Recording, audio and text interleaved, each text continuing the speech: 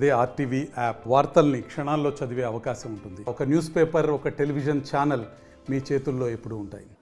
ఏది సార్? కొన్ని నేను గుచ్చి అడిగితే మీరు సమాధానం చెప్తారా? ఏది అడిగినా ఫేర్ గా చెప్తాను సార్. శ్రీనివాస్ గారు, ఓకే, నేను మాధురి గురించి మాట్లాడవచ్చా? మాట్లాడండి సార్, తప్పే ఉంది. ఓకే, శ్రీనివాస్ గారు, మాధురికి మీకు ఏంటి సంబంధం? మాధురి అనేటటువంటి అమ్మాయిని 2 ఏళ్ల క్రితం వాణి గారే రాజకీయాల్లోకి తీసుకొచ్చారు. ఆమె ఒక ఉన్నతమైన కుటుంబానికి చెందినటువంటి అమ్మాయి, భరతనాట్యంలో ప్రొఫెషనల్. ఆమె చుట్టూ ఒక 2 నుంచి 3 వేల మంది మహిళల టీం ఒకటి ఉంది సార్. ఆ అందరి అభిప్రాయం ఏంటంటే ఆ అమ్మాయిని కానీ మనం రాజకీయాల్లోకి తీసుకొస్తే మనకు 2 నుంచి 3 వేల ఓట్లు అదనంగా వచ్చి చేరతాయి, టెక్కలి టౌన్ లో బాగా పికప్ అవుతామని అన్నారని, నేను ఆమెతో మాట్లాడానని, ఆమెను రాజకీయాల్లోకి తీసుకురావడానికి ఆ కుటుంబ సభ్యులు యాక్సెప్ట్ చేశారని, నేను ఆమెకు తెస్తున్నాను, ఆమెకు నువ్వు మహిళా కన్వీనర్ నువ్వు ఇప్పించాలని అంటే, నేను అవన్నీ సరే అమ్మాయి వస్తుందా, ఆ పెద్ద కుటుంబం కదా, వాళ్ళు రాజకీయాల్లోకి వస్తారా అని నేను అడిగాను. లేదు వస్తారని వాణి ఇవన్నీ నాకు చెప్పింది సార్. చెప్పిన తర్వాత అప్పుడు ఆమెకు మహిళా కన్వీనర్ ఏర్పాటు చేశాం సార్. ఆమె వచ్చిన తర్వాత ఖచ్చితంగా బాగా కష్టపడి టౌన్ లో బ్రహ్మాండంగా పనిచేసుకుంటూ ముందుకు వెళ్తుంది సార్. సడన్ గా ఒక సందర్భంలో ఆ అమ్మాయికి నాకు సంబంధాలు ఉన్నాయని, అమ్మాయితో నాకు వ్యక్తిగతంగా నేనేదో సంబంధాలు, అప్పటికి దువ్వాడవాణికి ఒక క్యాన్సర్ ఆపరేషన్ అయింది సార్. ఇంతవరకు మీకు చెప్పలేదు. క్యాన్సర్ ఆపరేషన్ అయినప్పుడు నేను దగ్గరుండి అవి చాలా జాగ్రత్తగా మంచి మంచి డాక్టర్స్ ని విదేశాల నుంచి రప్పించి అపోలోలో చేయించాను సార్. చేయించి తనకి జాగ్రత్తగా ఉండాలి, జీవితంలో ఎలా ఇంకా మిగతా కాలం ఎలా గడపాలి అని మహాభారతం, రామాయణం వీటన్నిటి గురించి, జీవితం గురించి ఎలా ధైర్యం తెచ్చుకోవాలి వీటన్నిటి మీద రాత్రి 12 గంటల వరకు ఎక్స్ప్లెయిన్ చేసేవాడిని సార్. ఎక్స్ప్లెయిన్ చేస్తూ ఆమెకి వాదార్పు చేసేవాడిని సార్. అలా చేస్తున్నటువంటి సందర్భంలో అప్పటికే మాధురి వచ్చారు సార్. మాధురి వచ్చి ఎన్నికల్లో యాక్టివ్ గా ప్రచారం చేస్తున్నారు సార్. ఆవిడ అప్పటికి ఎన్నికలు కాదు, గడప గడపకి మన ప్రభుత్వం, ఆ ప్రభుత్వం కార్యక్రమాలు గట్టిగా పనిచేసుకుంటున్నారు. నా వరకు నాకు కాన్స్టిట్యున్సీ మొత్తం ఉంటది, ఆమె టెక్కల్ టౌన్ వరకు పరిమితమై పనిచేసుకుంటున్నారు. ఇలా జరుగుతుంది సార్. సడన్ గా ఒక రోజు ఏంటంటే, ఒక రోజు, 2వ రోజు, 3వ రోజు అలా రోజులు గడుస్తుంటే మాధురికి నాకు లింక్ పెట్టి కార్యకర్తల ముందు చెప్పటం, పార్టీ నాయకుల ముందు చెప్పటం, అక్కడక్కడ ఎవరైనా గ్రామాల్లో ఉండే ప్రజలు వస్తే వాళ్ళ ముందు చెప్పటం, ఇది చిలికి చిలికి గాలివానై ఆఖరికి అధిష్టానం వద్ద వరకు వెళ్ళటం, అధిష్టానం నుంచి నాకు పిలుపులు వచ్చి 4-5 సార్లు కూర్చోబెట్టడం, మాట్లాడటం. ఆ మాటల్లో తన డిమాండ్ ఏంటంటే, నేను ఒకవేళ నిజంగా వాణి చెప్పేటట్టు మాధురితో నేను తప్పుడు వ్యవహారం చేసుంటే దానికి పరిష్కార మార్గం 4 గోడల మధ్య మాట్లాడుకోవడం, ఆ సమస్యని పరిష్కరించుకోవటం. కానీ కార్యకర్తలకో, కేడర్కో, పార్టీ ప్రజలకో, పార్టీ నాయకులకో, అధిష్టానానికో చెప్పి నాకు టికెట్ ఇవ్వండి, నాకు డైవర్స్ ఇచ్చేయండి, లేదంటే నేను ఉరేసుకుంటానని డిమాండ్ ఇవ్వడానికి మాధురి అనేటటువంటి వ్యక్తి మీద శ్రీనివాస్ కి లింక్ పెట్టి మాట్లాడడానికి సంబంధం ఏమైనా ఉంది సార్? సంబంధం ఒకే ఒకటి ఉంది. అదేంటంటే సంబంధం దువ్వాడ శ్రీనివాస్ దగ్గర నుంచి ఆ టికెట్ నేను తీసుకోవాలి, అతన్ని పతనం చేయాలి, రాజకీయంగా 24లో అతను గెలుస్తాడు, అబాస్ పాల్ చేయాలి. రాష్ట్రంలో మొదటి టికెట్ నాదే అనౌన్స్ చేశారు. ఆ టికెట్ అనౌన్స్ చేసినటువంటి సందర్భంలో ఎలాగైనా ఆ టికెట్ నాకు రావాలి అని చేసిన ఎత్తుగడలో ఈ డిమాండ్ ఎప్పుడైతే అధిష్టానం దగ్గర తను పెట్టిందో, అంటే మాధురి అనేటటువంటి వ్యక్తిని కేవలం స్కేప్ గోట్, ఒక బలి పశువుని చేయటానికే తీసుకొచ్చి నన్ను మాధురిని పెట్టి లింకప్ చేసి నన్ను ప్రశ్నించక, నాతో మాట్లాడక, ఈ సమస్యని పరిష్కారం చేసుకోక అధిష్టానం వద్దకి వెళ్ళి టికెట్ అడగడం ఏంటి సార్? టికెట్ పరిష్కారం దీనికి? అంటే మీకు ఎరగా వేద్దాము అని మాధురిని వాణియే తీసుకొచ్చారా? కేప్ గోట్ కింద వాడారు, తనే తీసుకొచ్చాడు. అట్రాక్ట్ అయ్యారు.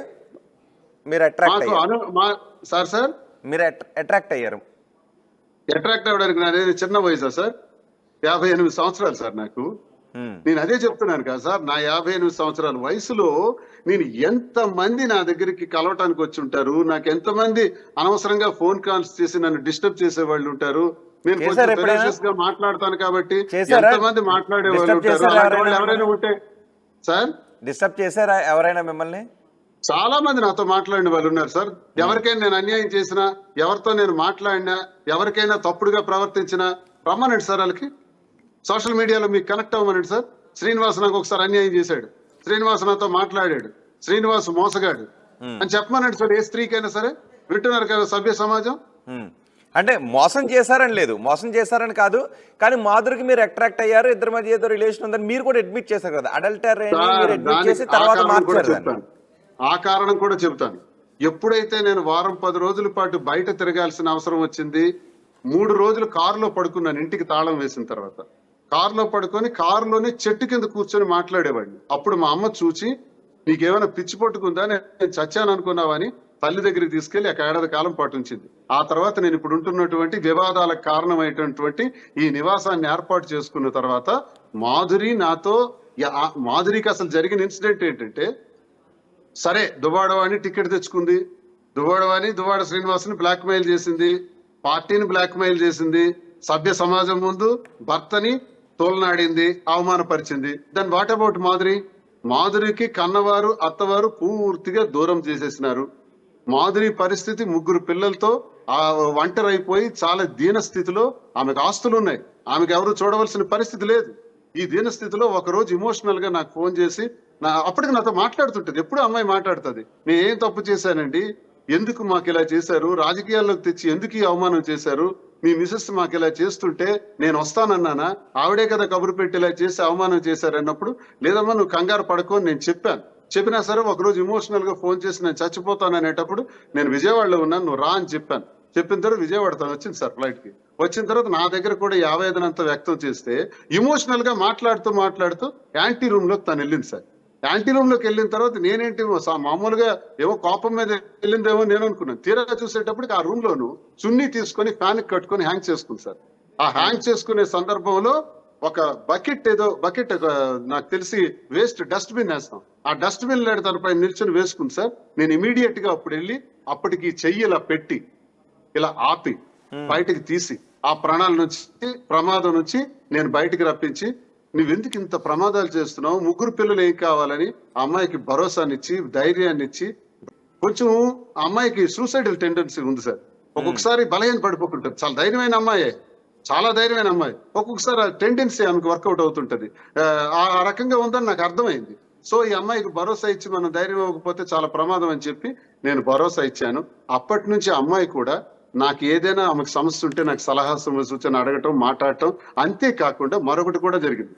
ఆమె నేను ఎప్పుడైతే టెక్కలు వచ్చేసి ప్రచారంలో తిరుక్కుంటూ పార్టీ కార్యక్రమాలు చేసుకునేటప్పుడు మధ్యాహ్నం క్యారేజ్ పంపటం, మళ్ళీ సాయంత్రం ఏమైనా టీ కాఫీలు ఉంటే పంపించడం, అలాగే ఇంటికి వచ్చిన తర్వాత వంట మనుషులను ఏర్పాటు చేసి, పని వాళ్ళని ఏర్పాటు చేసి, నా బట్టలు రెడీ చేయించడం, వాళ్ళకన్నీ ఏర్పాటు చేయించడం, ఇంటికి రావటం, వెళ్ళటం, మేము కూడా క్యాంపులకు వెళ్ళటం, తిరగటం, ఇవన్నీ కూడా నేను చెప్పాను, ఇప్పుడు చెప్తున్నాను, ఇవేమీ అబద్ధం కాదు సార్. అయితే తనకి ఎవరో మీడియాలో అడిగారంట, మరి మీరు ఇలా మీకు పెళ్ళయింది, శ్రీనివాస్ గారికి పెళ్ళయింది, పెళ్ళైన వాళ్ళిద్దరూ ఇలాగా మీరు కలవచ్చా, తిరగొచ్చా, మీరంటే ఫ్రెండ్సేనండి, స్నేహమేనండి, ఏముంది అని తను చెప్తూ ఉంటే చిన్నపిల్లగా తనకు కూడా అర్థం కాదు. కానీ ఆ మాటల్లో మీరంటే ఎక్కడో చాలా ఇష్టం కనబడుతుంది. నేరం కాదు, చట్టపరంగా కూడా సుప్రీంకోర్టులో ఇది నేరం కాదండి. ఇలాగ ఇద్దరు పెళ్ళైన వాళ్ళు తిరిగిన అడల్టరీ కింద దీన్ని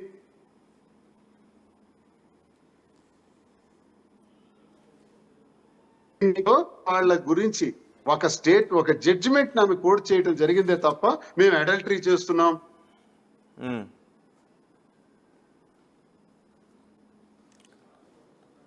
అని అసలు విషయం చెప్పాలనుకున్నది ఒకటి, చెప్పే విధానం ఒకటి, అర్థం చేసుకున్నది ఒకటి.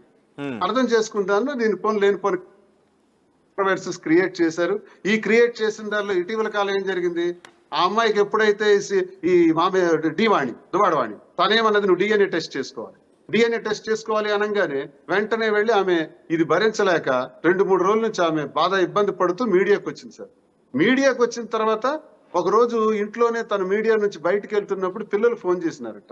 ఫోన్ చేసి, అమ్మ కాన్వెంట్ లో అందరూ అంటున్నారు, మాకేమో డిఎన్ఏ టెస్ట్ మీకు చేయాలంటున్నారు, అందరూ అన్నారట, వాణి ఎవరో అన్నారట, ఏంటమ్మా ఇదనంటే ఆ బాధని తట్టుకోలేక హైవేలో వెళ్తూ ఫాస్ట్ గా కళ్ళల్లో నీళ్లు పెట్టుకుంటూ ఆ ఫోన్ మాట్లాడుకుంటూ ఏం చేస్తుందో తనకే తెలియక ఆ లెఫ్ట్ లో ఉన్న కార్ ని హిట్ కొట్టేసింది. యాక్చువల్ గా సూసైడల్ టెండెన్సీ ఉంది కాబట్టి చనిపోదామన్న మైండ్ తోనే అని తన వార్త చెప్పింది, ఆ మాట చెప్పింది, నాతో కూడా చెప్పింది. ఆ టెన్షన్ తోనే వెళ్ళి ఆ లెఫ్ట్ లో ఉన్న కారు పాపం గుద్దేయటం జరిగింది. వెంటనే రైట్ టర్న్ తీసుకుని మళ్ళీ డివైడ్ గుద్దటం వల్ల 3 పల్టీలు కారు కొట్టింది సార్. అది స్కోడా కారు కాబట్టి బ్రతికింది సార్. ఆ మాదిరి ఒకసారి విజయవాడలో సూసైడ్, నిన్న మళ్ళీ సూసైడ్. అంతేకాకుండా మా కుటుంబం వల్ల సర్వనాశనం అయిపోయి నడి రోడ్డు మీద పడిపోయిన ఒక ఆడబిడ్డ సార్. సాటి ఆడబిడ్డని ఇష్టానుసారంగా మాట్లాడి వాణి తన స్వార్థం కోసం, తన ప్రయోజనాల కోసం, తన భర్తని అవమానపరచడం కోసం, తన భర్తని సభ్య సమాజం ముందు తలదించుకునే విధంగా చేసేదానిలో ఒక పెద్ద ఆలోచనలతో స్కేప్ గోట్ గా మాధురిని కూడా వారారు సార్. మాధురి ఈ పరిస్థితిలో సెకండ్ ఇన్సిడెంట్ లో కూడా, సెకండ్ సూసైడల్ సిచ్యువేషన్ లో కూడా వెంకటేశ్వరుడు దయ వల్ల ఆమె బ్రతికి బయటపడింది సార్. ఇప్పుడు హాస్పిటల్లో ఆమె మళ్ళీ కూడా ఈ మధ్య ఏమో మీడియాలో మాట్లాడటం, డాక్టర్స్ వార్నింగ్ ఇచ్చారంట, నువ్వు 15 రోజులు బెడ్ కదిలితే మాత్రం 6 నెలల్లో ఎప్పుడైనా బ్రెయిన్ డ్యామేజ్ అవ్వచ్చు, మీ బ్రెయిన్ కి దెబ్బ తగిలింది, మీరు రెస్ట్ తీసుకోవాలి, మందులు మింగాలి అని చెప్తే సెల్ ఆపేసి ఆమె రెస్ట్ తీసుకుంటుంది. నిన్నే నాకు రాత్రి ఫోన్ చేసింది సార్, రెస్ట్ తీసుకో, నీకు ఎందుకంటే మీడియాలో ఎక్కువ ఫోన్ కాల్స్ వస్తున్నాయి, సమాధానం అవ్వాల్సి వస్తుంది, అందుకే ఆపేస్తున్నానని చెప్పి నాతో సమాచారం చెప్పింది. రెస్ట్ తీసుకో అని చెప్పాను సార్ నేను. ఆమె రెస్ట్ తీసుకుంటుంది సార్. జరిగిన పరిణామాలు ఏంటంటే, నిన్న పరిణామాలు ఆమె చనిపోయి ఉంటే, ఏమైనా ప్రమాదం జరుగుంటే ఆ 3 పిల్లలు, తన పిల్లలు నడి రోడ్డు మీద అనాథలు అయిపోయి ఉండేవారు సార్. మా కుటుంబం వల్ల వాణి అవ్వచ్చు, నేను అంటే మీరు కూడా ఫోన్ చేసి కన్నీరు పెట్టుకున్నారు, బాధపడ్డారు, కళ్ళ నీళ్ళు పెట్టుకున్నారు అని చెప్పారు. యాక్సిడెంట్ మా కుటుంబం వల్ల బాధపడి రోడ్డుకి ఎక్కినటువంటి అమ్మాయి చనిపోయే ప్రమాదంలో సూసైడ్ మళ్ళీ చేసుకుని ఆ ప్రమాదం నుంచి బయటపడితే సగటు మానవుడికి బాధ కలగదా సార్? నిజంగా నాకు బాధేసింది, చాలా బాధపడ్డాను, చాలా బాధపడే బాధార్చాను, కళ్ళల్లో నీళ్లు చెమర్చాయి వచ్చాయి, నాకు బాధపడ్డాను, అదేం అబద్ధం కాదు. కానీ అదే కొంత గుచ్చి అడుగుతానన్నాను కదా, మీ పైన మాధురికి ఎనలేని అభిమానం, ఒక పిచ్చి లాంటి ఇష్టం ఎందుకు మాధురికి? ఏముంటుంది సార్, ఇప్పుడు నేను కొంచెం యాక్టివ్ గా ఉండే పొలిటీషియన్ అవ్వచ్చు, లేకపోతే నా మాట తీరు నచ్చొచ్చు, నా నిజాయితీ నచ్చొచ్చు, నేను అవినీతి చేయను, లంచాలు తీసుకోలేదు, అక్రమాలు చేయలేదు, భూ కబ్జాలు చేయలేదు, నాకంటూ ఒక స్టైల్ ఉంది రాజకీయాల్లో, అధికార పార్టీ ఉంది. ఏమైనా ఉంటే వాళ్ళ అధికార పార్టీ వాళ్ళు దువ్వాడ శ్రీనివాస్ ఇప్పుడు ఇన్ని కోట్లు తినేశాడని నా మీద కేసులు పెట్టొచ్చు, లేకపోతే భూ కబ్జా చేశాడని కేసులు పెట్టొచ్చు, ఏదైనా చేయొచ్చు. అపోజిషన్ లో ఉండి ఇంత ప్రమాదకరమైన పరిస్థితిలో ఉండి మీకు ఈ మాట నేను చెబుతున్నాను. నా టెక్కల్లో కూడా అడగండి, దువ్వాడ శ్రీనివాస్ ఎప్పుడైనా లంచం తీసుకున్నాడని, ఎప్పుడైనా అవినీతి చేశాడని, తప్పుడు పనులు చేశాడని అడగండి సార్. అంటే ఇప్పుడు ఆ సమస్య అంతా కాదు, వాణి మీ ఇంటికి వచ్చి ఆరోపిస్తున్న దానిలో మాధురి పేరు తీశారు, అండ్ మీరేమో రాజకీయ భవిష్యత్తు కోసం ఆమె ఇదంతా చేస్తుందని అంటున్నారు, కాబట్టి కొంత వాణి మాధురి గురించి కూడా మాట్లాడాల్సి వస్తుంది. మీకు మాధురి కార్లు కొనిపెట్టారా? 2 కార్లు. ఒక ఈ కార్ సార్, ఇది కొత్తగా వచ్చింది, జిమ్నీ అని ఒక వెహికల్ సార్. జిమ్నీ అనే వెహికల్ ఒకటి, స్కార్పియో ఒకటి సార్, 2 వెహికల్స్ తనే కొన్నది. మీకు ఇదివరకే నేను చెప్పాను సార్, ఎన్నికల్లో ఆమె ఏం చేసిందంటే, ఎన్నికల్లో ప్రతిరోజు ఇక్కడికి వచ్చి వంటలు భోజనాలు ఇవన్నీ చేయిస్తూ, నేను ప్రచారానికి తగిన ఏర్పాట్లు, వాహనాలు, చైతన్య రథం ఇవన్నీ రెడీ చేయిస్తూ, ప్రజలందరికీ ఫోన్లు చేయించడానికి 40 మందితో ఒక కాల్ సెంటర్ పెట్టి, కాన్స్టిట్యున్సీలో ఉండే ప్రజలు 3 లక్షల ఫోన్ నెంబర్లకి ఒక్కొక్కరికి 10 సార్లు ఫోన్ వెళ్ళాలని ఒక టీం పెట్టుకొని 4 నెలలుగా ఆర్గనైజ్ చేసి ఫోన్ చేయించింది సార్ ఫోన్లు. అది కాక ఒక ఐపాక్ టీమ్ లో 36 మందిని పెట్టుకొని ఒక నిఘా కాన్స్టిట్యున్సీలో ఎక్కడెక్కడ ఏం జరుగుతుంది అన్న దానిపైన ఇవన్నీ కూడా మరికొన్ని కార్యక్రమాలు కూడా చేయించింది. ఎలక్షన్ లో చాలా వర్క్ చేసింది. దానికోసం ఒక 2 కోట్ల వరకు పైన ఖర్చు పెట్టింది తను. ఆ ఖర్చు పెడుతూ ఆ కార్యక్రమాలన్నీ చేస్తూ నాకు సంబంధించినటువంటి వ్యవహారాలు కూడా చూస్తూ డబ్బులు ఖర్చు పెట్టి ఆ వాహనాలు కూడా తనే కొనటం జరిగింది సార్. తన పేరునే ఉన్నాయి. ఓకే శ్రీనివాస్ గారు, ఆల్రెడీ వాణి మీ పైన మాధురికి మీకు సంబంధం ఉంది అని ఆరోపణలు చేశారు. అఫ్ కోర్స్ మీరు కూడా అడల్టరీని అడ్మిట్ చేశారు, కానీ ఇప్పుడు నేను అది వేరే విషయంలో అన్నాను అని మీరు అంటున్నారు. ఓకే, కానీ ఇప్పుడు మీరు ఒకే చోట ఇల్లు కట్టుకుంటూ ఉంటే అడల్టరీని అడ్మిట్ చేసి మళ్ళీ నేను తప్పుకోవటం కాదు సార్. ఆమె నా దగ్గరకు వస్తున్నారు, ఆమె నేను ఆమెతో పాటు తిరిగాను, దేవాలయాలకు వెళ్ళాను, ఒక 2-3 క్యాంప్స్ కూడా చేశాము. నేను చేయలేదని చెప్పట్లేదు సార్, నేనేం అబద్ధం ఆటలా, స్పష్టంగా చెప్తున్నాను. మేము కలిసి తిరిగాం సార్. వచ్చిన అపవాదు, ఏదైతే దువ్వాడవాణి మా మీద అపవాదేసి లేని సంబంధాలని మాకు అరికట్టి ఆమె జీవితాన్ని నాశనం చేసిందో, ఏ సంబంధాలు లేనటువంటి నన్ను ప్రజల ముందు అబాస్ పాలు చేసిందో, ఆ అబాస్ పాలైన దశలో ఎవరికి వాళ్ళు బ్రతుకుతున్నటువంటి పరిస్థితుల్లో నా కష్టాల్లో మళ్ళీ తానే వచ్చి మాధురి వచ్చి ఈ ఏర్పాట్లన్నీ ఎన్నికల ఏర్పాట్లు ఇవన్నీ చూసిన దానిలో మేము దగ్గరయ్యాము, కలిసాము, తిరిగామని నేను చెప్పాను తప్ప నేనేం అబద్ధం చెప్పలేదు సార్. ఇది సమాజానికి కొంతమందికి ఇది తప్పు కదా, ఇలా ఎందుకు చేశాడు, ఇలా చేయటం నేరం కదా అని అనొచ్చు సార్. కరెక్టే, సభ్య సమాజం ముందు కూడా నేను చెప్తున్నాను ఇది రాంగే, ఇది సరైన సంకేతం కాదు ఇది. అలా అందులో నాలాంటి వాళ్ళు చేసే పని కాదు ఇది. కానీ నా దుర్భర పరిస్థితులు, నా దౌర్భాగ్య పరిస్థితులు, సమయానికి తిండి కూడా తినటానికి అవకాశం ఇప్పుడు నేను ఉన్నాను సార్. ఇప్పటికి 10 రోజుల నుంచి రోజుకు 1 గంట పడుకుంటే మీరు నమ్ముతారా? నాకు భోజనం కూడా లేదు సరిగ్గా, మీరు నమ్ముతారా సార్? ఇంటి చుట్టూ మనుషులుంటే భోజనం ఏం తింటున్నాను తెలుసా సార్? నేను ఎప్పుడు జీవితంలో ఆరగించను లాంటివి, అలాంటివి తింటూ అవసరమైతే ఏదో ఫ్రూట్స్ లాంటివి ఇలాంటివి తింటూ నేటికి 10 days నుంచి నా ఇంట్లో నేను కాలం గడుపుతున్నాను సార్. ఇలాంటి దుర్భరమైన పరిస్థితులు అనుభవించిన నాడు మాధురియే ఇవన్నీ ఏర్పాటు చేశారు సార్. చేసినప్పుడు అయ్యో నేను కష్టాల్లో ఉండేటప్పుడు, నా కుటుంబం వల్లే నాశనం అయిపోయిన తర్వాత కూడా నేను కష్టాల్లో ఉండేటప్పుడు కూడా మళ్ళీ త్యాగం చేసి మళ్ళీ ఇన్ని వస్తువులు చేకూర్చుతుంది, ఇంత డబ్బులు ఖర్చు పెడుతుంది, ఎన్నికల నిర్వహణ కూడా ఇంత బాగా చేస్తుంది. ఒకవైపు వాణి మాత్రం తెలుగుదేశానికి సపోర్ట్ చేసిందే, వాణి రాఘవరావు, దువ్వాడ శ్రీనివాస్ ఓడిపోవాలని ఇంటింటికి తిరిగి సైకిల్ గుర్తు కోటేయమని చెప్పారు. అయిన వారేమో నన్ను ఓడించాలని చూస్తున్నారు, కాని వారేమో నాకు సంబంధం లేని ఈ అమ్మాయి ఇన్ని బాగోగులు చూస్తుంది అని మానసిక ఆందోళన, మానసిక వ్యధతో, ఆ దుర్భరమైన పరిస్థితులతో మేము దగ్గరవ్వాల్సి వచ్చిందే తప్ప ఇది మంచిదనో, ఇలా ఎవరైనా చెయ్యొచ్చనో, దీనికి అడల్టరీ అని పేరు పెట్టుకొని తిరగొచ్చనో మేము సంకేతం ఇవ్వట్లేదు సార్. నా దుర్భరమైన పరిస్థితులే నాకు కానీ మాధురికి కానీ ఇలా దారి తీసాయని చెబుతున్నాను సార్ నేను. సో తప్పనిసరి పరిస్థితుల్లో మాధురితో కలవాల్సి వచ్చింది సార్. ఓకే, ఆ బంధాన్ని కొనసాగించాలనుకుంటున్నారా జీవితాంతం? సార్ ఈ విషయం నేను మీ ద్వారా కోటాను కోట్ల ప్రజలకి నేను తెలియజేస్తున్నాను సార్. ప్రజలు దేవుళ్ళు సార్, ప్రజలే న్యాయమూర్తులు సార్, ప్రజలే సర్వస్వం అని 25 సంవత్సరాలు ప్రజలలో తిరుగుతున్న వాడిని సార్. ప్రజా పోరాటాలు ఉద్యమాలు చేసిన వాడిని సార్. నేను ప్రజల్ని నమ్ముతాను సార్. రాముణ్ణి కీర్తించింది ప్రజలే, రావణుణ్ణి కీర్తించి రావణ బ్రహ్మ అని అతనికి కూడా పొగిడింది కూడా ప్రజలే. అంటే తలుచుకుంటే ప్రజలు నన్ను అగ్రభాగాన పెట్టగలరు, తలుచుకుంటే అధోపాతాళానికి తొక్కేయగలరు. నా మనసులో ఉన్న వాస్తవాలు, నాలో జరిగినటువంటి విషయాలు, కుటుంబంలో జరిగినటువంటి విషయాలు, అన్ని విషయాలు పూసగుచ్చినట్టు క్రిస్టల్ క్లియర్ గా మీ ద్వారా ప్రజలకు నేను తెలియజేశాను సార్. ఇది తప్పు అయితే ప్రజలే శిక్షిస్తారు, ఒప్పు అయితే ప్రజలే కాపాడుతారు. తప్పు ఒప్పు కాదు, ఏదైనా అనే అభిప్రాయం వాళ్ళు తీసుకుంటే వాళ్లే కాపాడగలుగుతారు, రక్షించగలుగుతారు సార్. ఏ నిర్ణయమైనా ప్రజలే చేయగలుగుతారు సార్, మన చేతిలో ఏముంది? అవును, అంటే ఇప్పుడు మీకు వచ్చిన కాల్స్ కూడా మిమ్మల్ని కొంతవరకు సపోర్ట్ చేస్తూనే వచ్చాయి. నేను అందు గురించి అడుగుతున్నా. ఇప్పుడు నేను కలిసి ఉండలేను అని అంటున్నారు కాబట్టి మీకు ఈ జీవితాంతం ఇంకో తోడు ఉండాలి కాబట్టి ఆ తోడు మాధురి అయి ఉండాలని ఏమన్నా అనుకుంటున్నారా? అది నేను చెప్పలేను సార్. నాకు వివాహం జరిగింది, ఆమెకు వివాహం జరిగింది, మళ్ళీ ఇలా కలిసి ఉండటాలు, పెళ్లి చేసుకోవటాలు ఇవన్నీ చట్ట వ్యతిరేకం సార్ కదా. కాబట్టి ఎలా నడుస్తుందో చెప్పలేము సార్, కాలమే నిర్ణయించాలి సార్.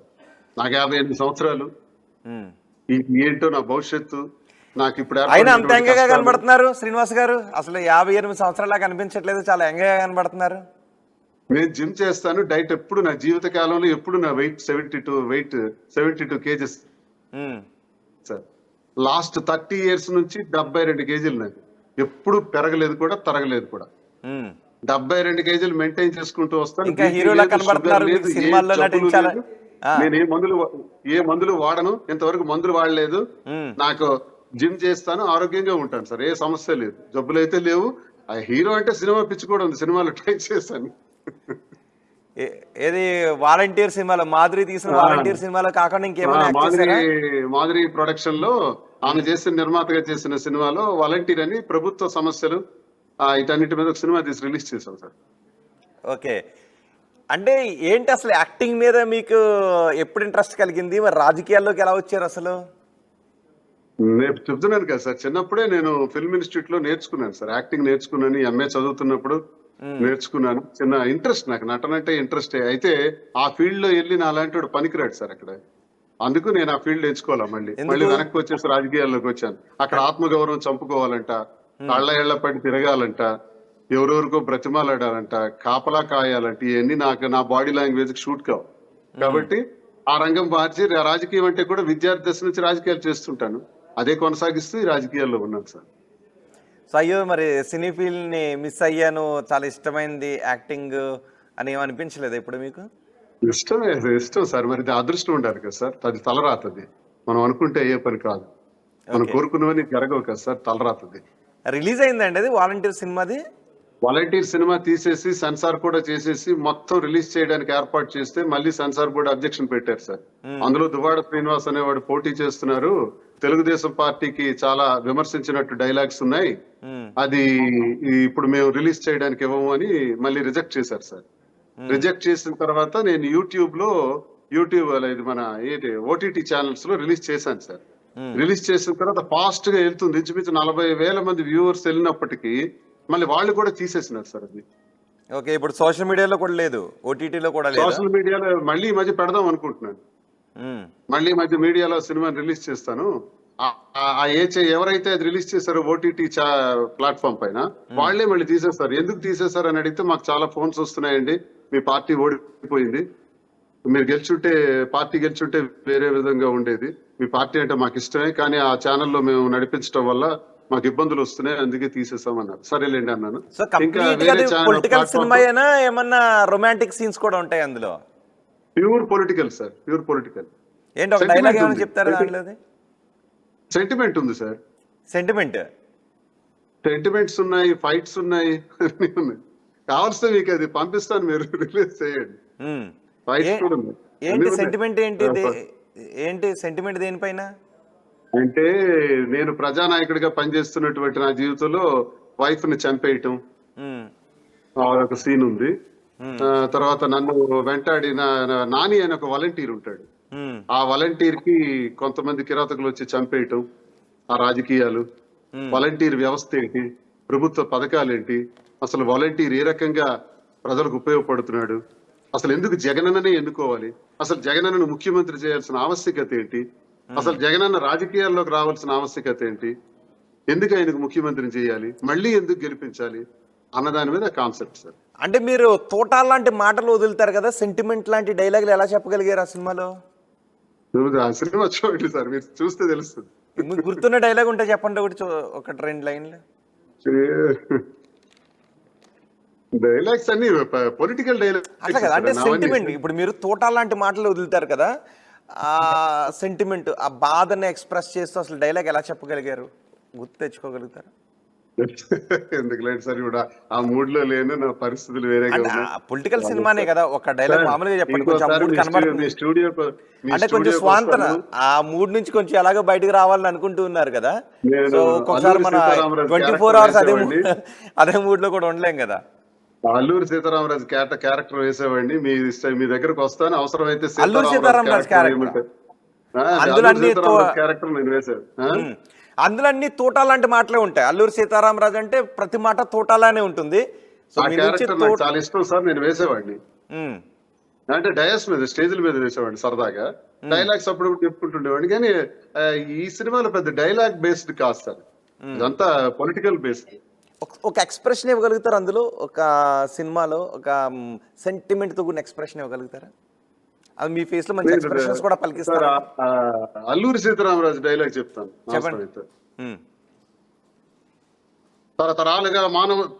తరతరాలుగా మన్యవాసులు అనుభవిస్తున్న అడవులను సర్వే చేయించి క్రూర మృగాలకు మళ్ళీ వేటాడుతారా ఈ బ్రిటిష్ నికృష్ట కిరాతకులు, మల్లు గంటం పడాలు అసహాయ మన్య సూరులారా, కదలండి కదలానికి. ఊకున 3 నెలలు బిడ్డను పెట్టుకుని పోరాటం చేస్తున్న ఝాన్సీ లక్ష్మియే మనకు ఆదర్శం.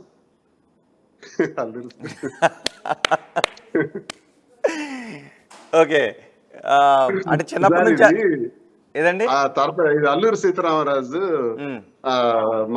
అంటే ఒక్క తోట కాదు, తోటాలు కాల్చుకొని అల్లూరి సీతారామరాజు లాగుతాడు కదా, గుండెల్ని ఇలా చూపిస్తాడు కదా, ఒకసారి ఆ డైలాగ్ చెప్పండి ఒకసారి. సార్ తోటాలు కాల్చేది లాస్ట్ అల్లూరి సీతారామరాజుని కాల్చేటప్పుడు రూదర్ఫోర్డ్ ఎక్కడ కాల్చు అని అంటారు కదా. నాకు కృష్ణ గారి సినిమాలో డైలాగులు గుర్తుంది, అల్లూరి సీతారామరాజు అంటే మనకి సూపర్ స్టార్ కృష్ణ బాగా గుర్తొస్తారు. నేను ఆ సినిమా చాలా సార్లు కూడా చూశాను. నాకు కూడా అల్లూరి సీతారామరాజు అంటే ఇష్టం.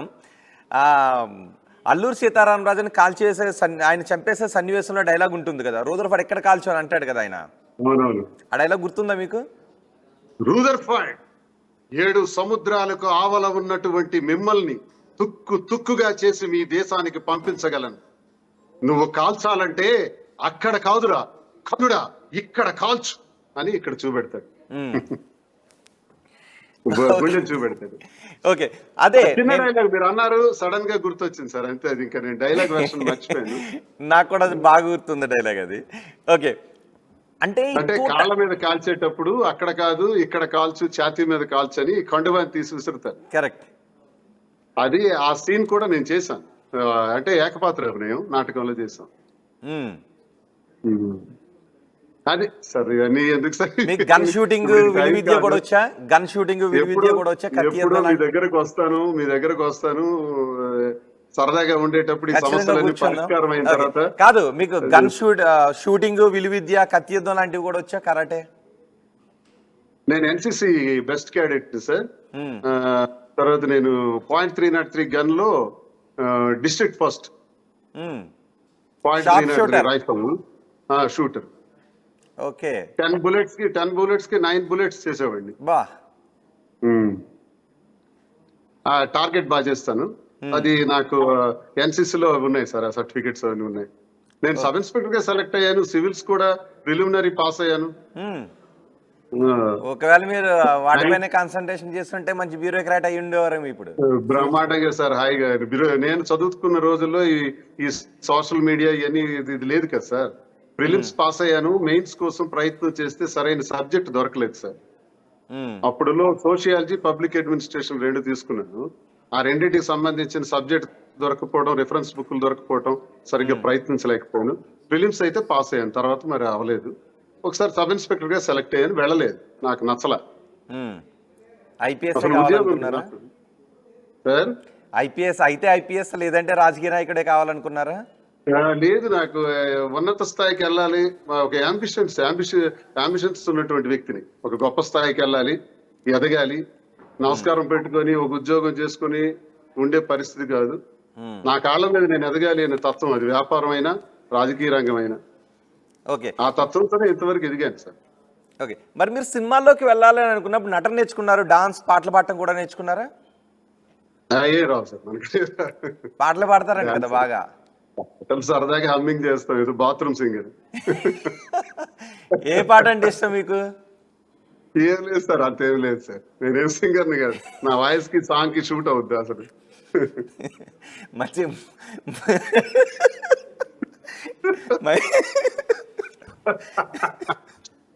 మంచి సింగర్ అంటగా మీరు. ఏం లేదు సార్, బాత్రూమ్ సింగర్ చెప్పాను కదా. ఏం కాదండి, స్టూడియో సింగర్ కూడా. ఒక పాట పాడండి చూద్దాం, డైలాగ్ చెప్పారు, పాట కూడా పాడండి. లేదు సార్, అంతేం లేదు సార్, ఊరికే అలా సరదాగా. అవును, మన మాధురి చెప్పిందంట తన రిపోర్ట్ లో, ఇలా పాడతారని కూడా. సరదాగా కారులో ఏదో హమ్మింగ్ చేసుకోవటమే తప్ప నేనేం సింగర్ కాదు, సరదా సార్. లేనిది చెప్పకూడదు కదా, లేని ఆర్ట్ చెప్పలేదు. ఒకవేళ మీరు సినిమాల్లోకి వెళ్ళి ఉంటే ఖచ్చితంగా అక్కడ కూడా మీరు మంచి పొజిషన్లో ఉండేవారేమో. ఎందుకంటే మీరు ఆ ఫిజిక్ మెయింటైన్ చేస్తున్నారు, మీరు 58 అంటే నమ్మసఖ్యంగా లేదు, ఇప్పటికీ నిజంగా హీరోలైనా కనబడుతున్నారు. దేవుడు దయ సార్. మీరు పాటలు కూడా బాగా పాడతారండి కదా, ఒకసారి మీరు బాత్రూమ్ సింగర్ అయినా. లేదు, నాకు ఆ విద్య రాదు సార్, అది లేదు సార్. అది సరదాగా అనుకున్నదే కానీ రానిది. నేను ఎందుకు అది చేయటం, మనం ఆ ప్రయత్నం చేయటమే వేస్ట్. ఓకే, పద్యాలు వచ్చా? పద్యాలు చెప్తారా? డైలాగ్ చెప్పమన్నారు, చెప్పాను సరదా కానీ. డైలాగ్ ఓకే, పద్యాలు ఇప్పుడు చెప్పా. పద్యాలు సార్, నేను స్టూడియోకి వస్తాను, అన్ని సమస్యలు నా పరిష్కారం అయిన తర్వాత వస్తాను. చక్కగా నేను అన్ని ఏమున్నాయో, నాకు విలువ ఆర్ట్స్ ఏమున్నాయో చెప్తాను. ఎందుకు ఎలాగా పాపులర్ అయ్యాం కదా, మంచిగాను చెడ్డగాను ఏదో ఒక రకంగా. మీలో మీరు మంచి ఆర్టిస్ట్ కూడా అని విన్నాం. ఆర్టిస్ట్, నటన అంటే ఇష్టం నాకు, అది ఉంది. సెంటిమెంటల్ రోల్స్ ఇలాంటివన్నీ ఇష్టం. అదే ఒక సెంటిమెంట్ డైలాగ్ చెప్పండి. ఏది? అది అవకాశాలు అనేది అది తలరాదు సార్, అదంతా ఈజీ కాదు సార్. ఆ ఫీల్డ్ అనేది ఈజీ కాదు. మనలాంటి వాళ్ళు అక్కడ సెటిల్ అవ్వటం కూడా అంత ఈజీ కాదు. ఎంతో మంది కోటాను కోట్లు మంది టాలెంట్ ఉన్నటువంటి ఆర్టిస్టులు ఉన్నారు. ఎంతమందికో అవకాశాలు లేని మనకెందుకు వస్తాయి? అంత ఈజీ కాదు సార్. అసలు సో ఎవరిని లేని చూసి మీరు సినిమాల్లోకి లేని రావాలనుకున్నారు? ఎవరిని చూసి మీరు సినిమాల్లోకి రావాలనుకున్నారు? ఏ సార్? ఎవరిని చూసి సినిమాల్లో మీకు రావాలనుకున్నారు? మీకు ఇష్టమైన హీరో ఎవరు? నందమూరి తారక రామారావు గారు sir, senior actor, senior NTR. Heroine? Heroine అప్పుడు శ్రీదేవి. ఇప్పుడు ఇప్పుడు అంత టోళ్ళు ఎవరు లేదు. ఇప్పుడు శ్రేయ. శ్రేయ ఇప్పుడు ఎక్కడ కనిపించట్లేదు కదా. కనిపించట్లేదు. ఇప్పుడున్న వాళ్ళు మరి అంతటి నాకు ఇష్టం మరి ఇది లేదు సార్. అప్పట్లో అయితే రామారావు గారు. రామారావు గారు సినిమాలు తీసేటప్పటికే ఆయన రాజకీయాల్లోకి వచ్చేటప్పటికే నేను 10th క్లాస్ సార్. నేను ఓకే. ఆ చిన్నప్పుడు చూసిన ప్రభావం, ఆయన సినిమాలు చాలా అద్భుతమైన సినిమాలు, మంచి మహానటుడు. ఆ రకంగా నాకు ఇష్టం ఆయన అంటే, అంతే.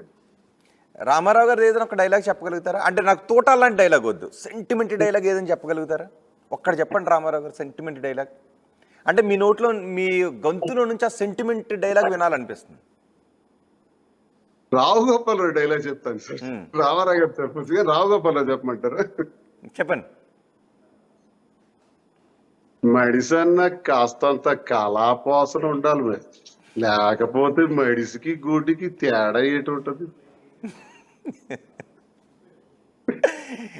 బాగా చెప్పారు. నాకు సెంటిమెంట్ డైలాగ్ కావాలి. అంటే ఆ వాయిస్ మీరు తగ్గించి మార్చి కొంచెం గద్గద స్వరంతో ఒక సెంటిమెంట్ డైలాగ్. సార్ నేను ఇప్పుడు నాకు మూడ్ లేదు సార్, ప్లీజ్. ఇప్పుడే చెప్పగలుగుతారు. అంటే మీరు మామూలుగా ఉన్నప్పుడు అలా, ఇప్పుడు కొంచెం బాధ ఉందనుకోండి, అప్పుడు ఇంకా సెంటిమెంట్ డైలాగ్ ఇంకొంచెం బాధ వస్తుంటుంటది. ఇప్పుడు రెండు మిక్సప్ అయి ఉన్నాయి కాబట్టి ఒక డైలాగ్ మీరు పెర్ఫెక్ట్గా చెప్పగలుగుతారు. ఎందుకంటే ఎవరైనా సినిమా నాకు కూడా డైరెక్షన్ చేయాలని ఉంది, కుదిరితే సినిమా చేద్దాం. నా స్టోరీ తీయండి. అవునా? ఓకే, ఆ డైలాగ్ ఏదో చెప్పండి. మధ్యతరగతి కుటుంబం నుంచి వచ్చిన వాడు ఎలా ఎదిగాడు, ఆ ఎదిగిన దానిలో వచ్చిన కష్టాలు, ఇవన్నీ ఇందులో చాలా ఉంటాయి. ఓకే, మీరు మధ్యతరగతి కుటుంబం నుంచి వచ్చి కష్టాలు ఫేస్ చేస్తూ ఇలా ఎదిగాను అనే వర్డ్ ని ఒక సెంటిమెంట్ డైలాగ్ లో చెప్పండి. సార్ ఏ సార్ నాది రాజకీయ జీవితం, నాది సినిమా జీవితమా? నేనేమైనా సినిమాల నుంచి వచ్చిన రాజకీయాల్లో ఎంతో ఉన్నత స్థాయికి ఎదిగారు. సినిమాల నుంచి వచ్చే ముఖ్యమంత్రులు అయ్యారు, సినిమాల నుంచి వచ్చి ఉప ముఖ్యమంత్రులు అయ్యారు. ఎందుకు లేదు సార్? ఒక సెంటిమెంట్ డైలాగ్ చెప్పండి. అంటే మీ లైఫ్, మీ జీవితాన్నే తీసుకొని దాన్ని ఒక 2 లైన్లో డైలాగులో చెప్పాలంటే అలా చెప్తారు. మీరు అనుభవించిన బాధ కావచ్చు, ఏదైనా మీరు అనుభవించిన బాధనే ఒక 2 సెంటిమెంట్గా చెప్పాలి అంటే. జీవితంలో ఉన్నత స్థితికి ఎదగాలని ఆశించాను, కానీ అభాసపాలయ్యాను. ఇక్కడ కూడా కొంచెం బేస్ వచ్చింది. ఇంకొంచెం సెంటిమెంట్ పలికించండి గొంతులు. ఇంకో 2 సార్ రోహిత్ గారు, నేను మీ స్టూడియోకి వచ్చి ఏ రకంగా మీరు చెప్పమంటే నాకు సంబంధించిన డైలాగ్స్ చెప్తాను. ఈ 10-15 డేస్ నాకు విడిచిపెట్టేది. ఇది ఏదైతే ఉందో మా ఇంట్లో ఉన్న ఎపిసోడ్, ఈ ఎపిసోడ్ అంతా ఒక కొలిక్కి వచ్చే వరకు, దాన్ని అంతా ఒక పద్ధతిలో తీసుకెళ్లే వరకు, దీనికి మా పిల్లలకి నష్టం కాకుండా వాళ్ళకి నేను సెటిల్ చేయటం వరకు, మళ్ళీ నేను సభ్య సమాజంలోకి వచ్చి అన్ని విషయాలు తెలియజేశాను. కాబట్టి మళ్ళీ పూర్వస్థితి నాకు వచ్చే వరకు నాకు కొంచెం అవకాశం ఇస్తే నేను వచ్చి పర్సనల్ గా మీ స్టూడియోలో కూర్చొని చేస్తాను సార్. మీతో గతంలో ఇంటర్వ్యూ కూడా జరిగింది, మీ స్టూడియోకి నేను వచ్చాను, మీరు నాకు చేశారు కూడా. మళ్ళీ నేను వస్తాను. ప్రస్తుతానికి ఏంటంటే మానసికంగా చాలా ఇబ్బందుల్లో ఉన్నాను చెప్తున్నాను సార్. సరైన భోజనం కూడా లేదు. 4 గోడల మధ్య ఉండిపోయారు కదా, మీకు ఫుడ్ ఇవన్నీ ఎట్లా? ఫుడ్ మరి ఒక కష్టమే సార్. ఎవరో ప్యాకెట్లు పంపిస్తున్నారు. ఉదయం అయితే, ఈ రోజు అయితే టిఫిన్ కూడా చేయలేదు సార్. మరి ఇంతే, ఎగ్ ఏవో పంపించారు బయట బాయిల్ చేసి, ఒక 2 ఎగ్ తీసుకున్నాం అంతే. టిఫిన్ చేయలేదు, బ్రేక్ఫాస్ట్ చేయలేదు. మరి మధ్యాహ్నం ఎవరో పంపిస్తారు సార్, అంతే, ఇంకా ఏం లేదు. ఇలాగే ఉంటున్నాను ఇప్పుడు. అందుకే నా మనసు కొంచెం ఆవేదనతో ఉంది. ఏదో మీరు సరదాగా మాట్లాడారు కాబట్టి కొంచెం మీతో మనసు పంచుకున్నాను అంతే. ప్రజలు కూడా చూస్తున్నారు,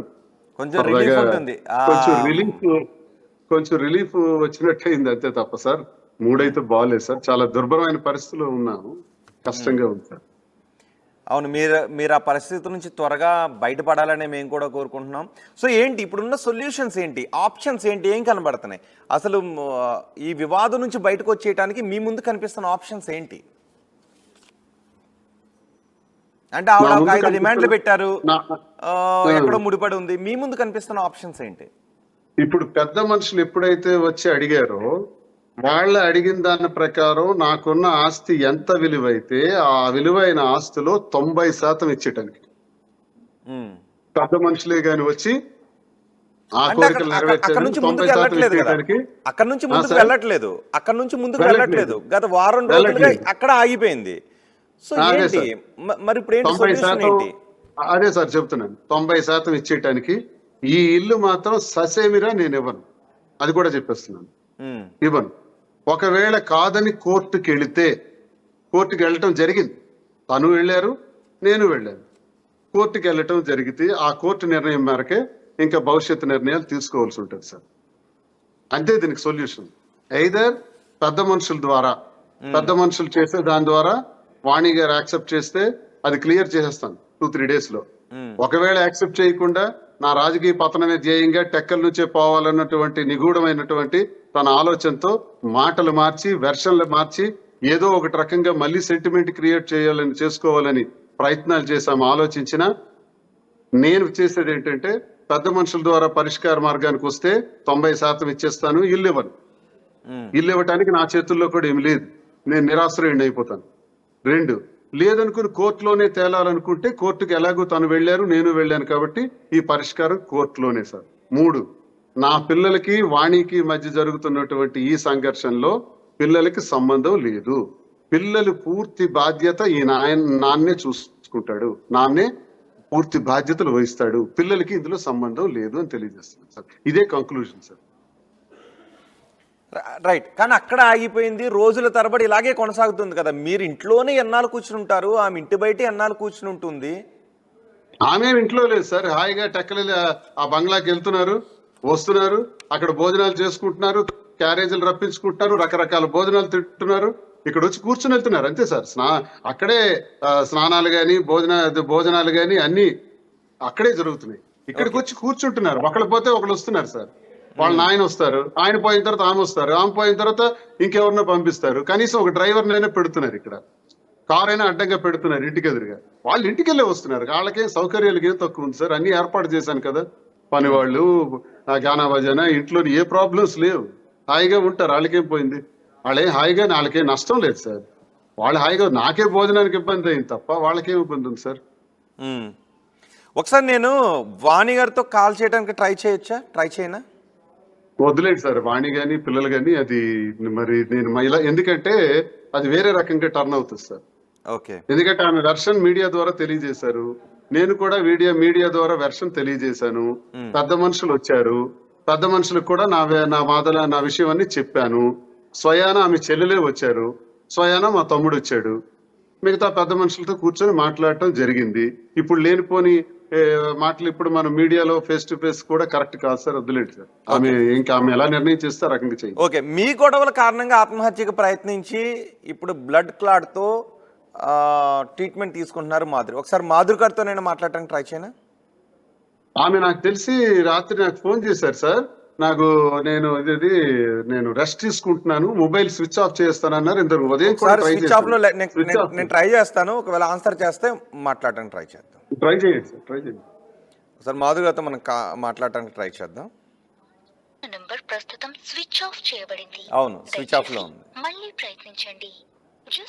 ఇంకో నెంబర్ ఉందండి? ఒకటే నెంబర్ సార్, ఒకటే నెంబర్ సార్. ఓకే. సో ఈ సమస్య ఇప్పుడు పెద్ద మనుషుల్లో తేలకపోతే ఖచ్చితంగా కోర్టులోనే చూసుకుంటాం, కోర్టులో అయితే ఇంత ఆస్తి కూడా రాదు అనే విషయంలోనే ఉన్నారు, రైట్? అది కూడా ఉంది సార్, కోర్టులో అయితే ఇంత రాదు, 50% వెళ్ళటం కూడా కష్టం కోర్టులో అయితే. కానీ ఇప్పుడు ఒకవేళ మనం మనసు మార్చుకుని మీరే కావాలి, నా శ్రీనివాసే నాకు కావాలి అని వాణి అంటే? నిన్ననే అడ్వకేట్స్ చెప్పారంట, నువ్వు రోజుకో రకమైన వాదనతో వచ్చి మమ్మల్ని ఇబ్బంది పెడుతున్నావు, మేము రేపు కోర్టులో కూడా ఆర్గ్యుమెంట్స్ చేయలేము. మొదటి రోజు పిల్లల సెంటిమెంట్ చెప్పావు, రెండో రోజు టెక్కల నుంచి పోవాలన్నావు, నాలుగో రోజు ఎమ్మెల్సీ రాజీనామా చేయాలన్నావు, ఈ ఇల్లే ఇచ్చేయాలని ఆస్తుల మీద వచ్చాను. అంటే లాయర్ చెప్పడం కాదు, ఒకవేళ ఆమె నిజంగానే మనసు మార్చుకుని వద్దులే జరిగింది ఏదో జరిగింది ఒప్పని కోపం ఉండొచ్చు, అయినా మిమ్మల్ని వదలలేక మీరు కావాలి అని అంటే వారించి ఇప్పుడు డైలాగ్ వెర్షన్ మార్చి నేను కావాలనుకుంటే